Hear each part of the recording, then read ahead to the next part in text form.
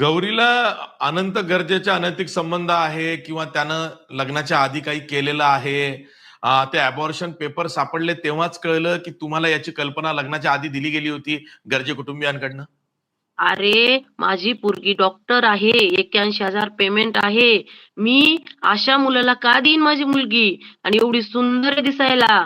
कशामुळे देईन? आणि मी दिलं तरी आजकालचे 10वीचे लेकरं सुद्धा आई-वडिलांचं ऐकत नाहीत. माझ्या लेकीने ऐकलं असतं का?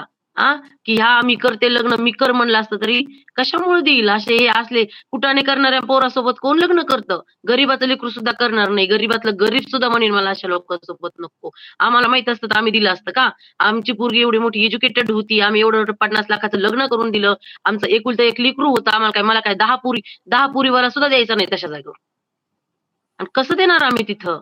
काय म्हणजे माहिती होतं लग्नाच्या भामटेंनी सगळं आधी लपवून यांचे ठेवलं. काही प्रताप यानं असे केलेले आहेत याची काही कल्पना नव्हती. काहीच कल्पना नव्हती आणि जो म्हणतो ना यांना कल्पना होती त्याला म्हणावं ये माझ्या समोर मी सांगते तुला किती कल्पना होती ती. हां, कल्पना असताना मी म्हणते ना ज्याला 10 मुली आहेत तो सुद्धा देणार नाही, की ज्याच्या असं पोराच्या असे कुटाणे आहेत आणि दे म्हणलं तर. गौरीच्या हे कधी लक्षात आलं की अनंत गरजेचे हे सगळे भानगडी आहेत आणि अशी गंभीर बाब आहे? लग्न झाल्याच्या नंतर वाटतं 2-3-4 महिन्यांनी त्याच्याच भावाने सांगितलं त्या आज्यानी. त्यानेच हं. सांगितलं, "भैय्याचं असं-असं आहे" म्हणला वहिनी आणि असं-असं होतं आणि ते लग्न करत नव्हता. दीदीनी समजून सांगितलं. सगळं दीदीनीच मिटवा-मिटव केली आणि मग भैय्या तयार झाला लग्नाला. त्यांनी सांगितलं पहिलं. नंतर हे आता सप्टेंबरमध्ये त्या रिपोर्टचं आलं तिच्या पुढे ते सामान शिफ्टिंगमध्ये. नाहीतर तिला तेव्हा त्या आज्यानी सांगितलेलं होतं. ते तिला काय रिपोर्ट्स माहिती कसे याचं काय सापडले? आहे ते? रिपोर्ट्स कसे सापडले? सामान शिफ्टिंगमध्ये होते ते. ते सामानामध्ये तो गेला तिकडे सावरगावला. तेव्हा तो अच्छा. बोलला, की "ते सामान इम्पोर्टंट आहे. काही त्या सामानाला हात लावू नको गौरी. ते माझं सामान आहे." मग त्याच्यामुळे हं. गौरी गेली पाहायला तर त्याच्यामध्ये ते रिपोर्ट.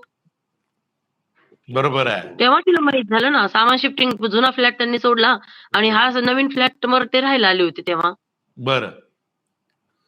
बरं ताई मला एक गौरीच्या बाबतीत हे विचारायचं आहे, की गौरी मुंबईमध्ये आधीच नोकरी करत होती किंवा ती डेंटिस्ट म्हणून मुंबईमध्ये सर्व्हिसला होती. त्यानंतर लग्न जुळलं, बरोबर ना? हं. म्हणजे गौरी 2 स्वतःच्या वर्ष पायावरती उभी होती. हो. ती उच्च शिक्षित होती, डेंटिस्ट, डॉक्टर होती. अनंत गरजेच्या हे लक्षात आलं नाही, की आपण भांडणं करतो, गौरीला मानसिक छळ देतो. त्यानं जरी आधीचं काही असेल, तरी मी ते सोडलंय बाबा, तो विषय संपलाय, असं काही समजून सांगण्याचा प्रयत्न केला नाही? दरवेळेस समजून सांगायचं म्हणजे काही आज म्हणला तू फाईल सापडली, की "गौरी आता माझं चुकलं. इथून पुढे मी काही करणार नाहीये हं. आणि आता मला माफ कर. तुला राहायचं तर तुझं बघ, पण तू गेल्याच्या नंतर मी मरण." डायरेक्ट त्यांनी असं सांगितलं तिला. त्यांनी ती गौरीनी पण बोलली तर तसं, की असं-असं म्हणतोय. मग नको मी राहते इथं. त्याच्यानंतर हं. 8 दिवसांनी गौरीचं हेल्मेट हरवलं. तेव्हा परत हेल्मेट घ्यायला गेली त्याच्या मोबाईलवरून. परत त्याच्या Amazonवरून तिला अशी खरेदी केलेलं दिसलं. मग हा कोणता मिटून घेणारा होता?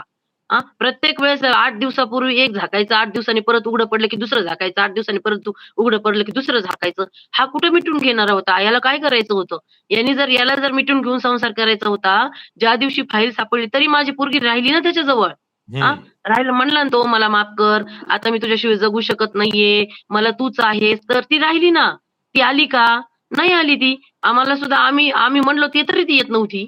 मग नंतर परत का? परत कशाला तिला खरेदी करून द्यायचं होतं? परत का तिच्याशी बोलायचं होतं? सप्टेंबरमध्ये का यांनी तिला कॉलिंग केलं? लग्न झालं ना रे बाबा तुझं. तू एवढं मोठं लोकांचं सोन्यासारखं लेकरू दारात आणलं असतं, तर माझं मागचे कुठाने काय ते सोडून द्यायचे.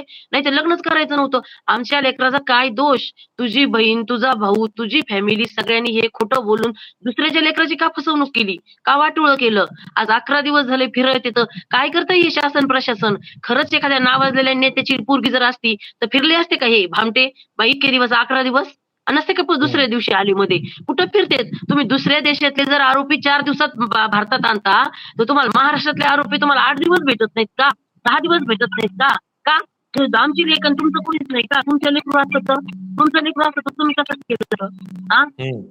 नाही, नाही ताई, बघा ज्या अर्थी गौरीची नणंद शीतल आंधळे गर्जे आणि दीर अजय गर्जे हे पोलिसांना सापडत नाहीत, फरार आहेत. ते आरोपी सुद्धा आहेत एफ-आय-आर मध्ये, तरी ते सापडत नाहीत. आहेतच. या अर्थी आरोपी आहेतच. गौरीच्या जीवाचं सगळे काही तिघं बरं वाईट समान नको आरोपी आहेत. झालंय, हे यांना माहिती आहे.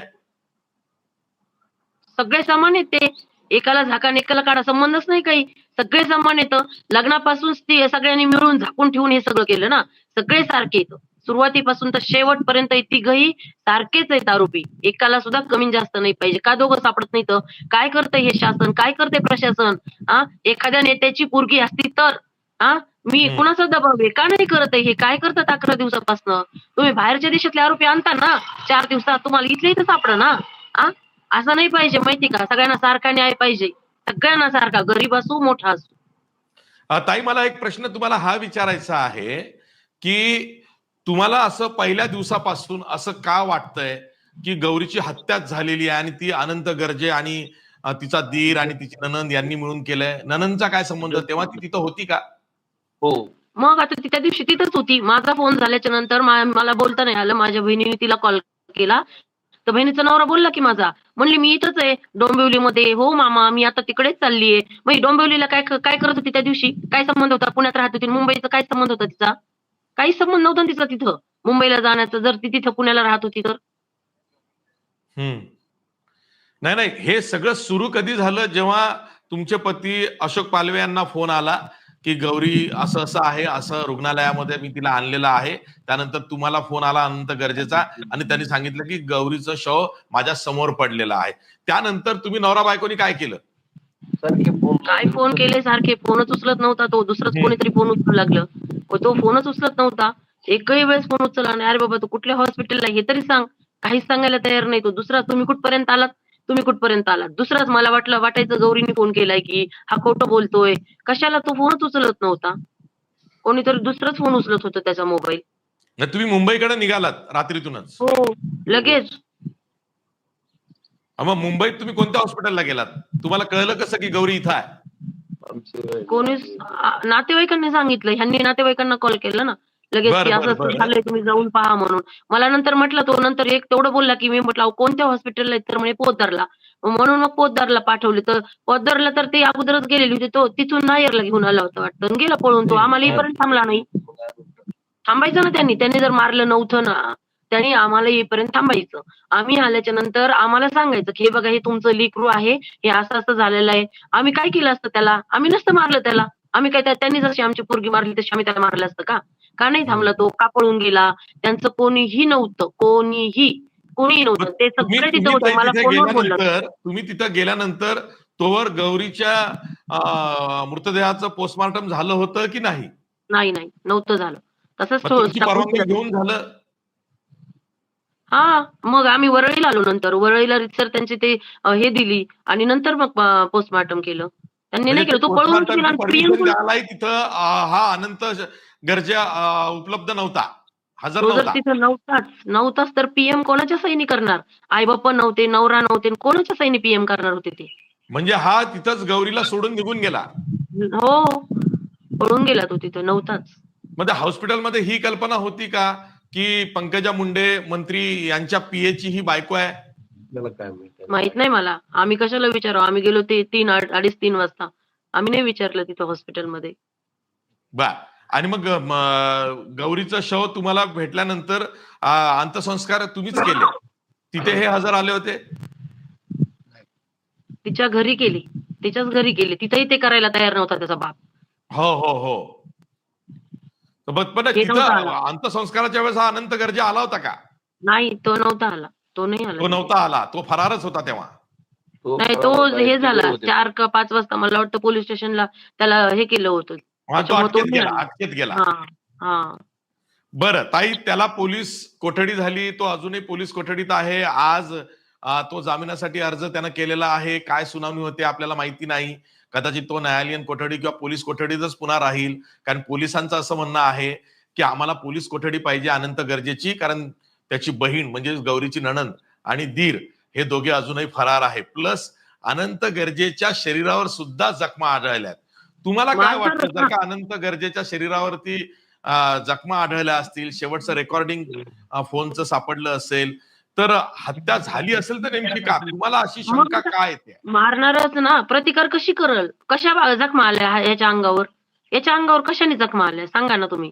त्यांनी जर तिने गळा दाबला असेल तर ती किमान वाचवण्याचा तर प्रयत्न करल. तर धरल ना, त्याचा गळा धरल, हात धरल, पाय धरल, जे त्याच्या हातात येईल ते धरल ना ती, की मला सोड, नको मारू, मला वाचू देऊ, जगायचंय मला. काहीतरी असेल ना. उगीच जखमा झाल्या का त्याच्या अंगावर? कशा झाल्या जखमा त्याच्या अंगावर? आणि त्याला काय जामीन पाहिजे? त्याला कशाला जगायचंय नालायकाला? म्हणत होता ना, की गौरी मेली तर मी मरल. नाही तू गेलीस तर. गौरी तू मला सोडून गेली की मी जीव देईन. तू सोडून गेली की मी जीव देईल. मी जगणार नाही. याला कशाला जामीन पाहिजे? कशाला जगायचंय आता? गेली ना गौरी. कोणासाठी जगायचं याला? कशासाठी बाहेर यायचं याला आता? 10 महिने त्यांनी माझ्या लेकीला तेच धमकी देऊ ठेवलं घरात. तो तर नाही मेला. मग आता याला कशाला बाहेर यायचंय? मर ना म्हणावं तिथं जेलमध्ये आता.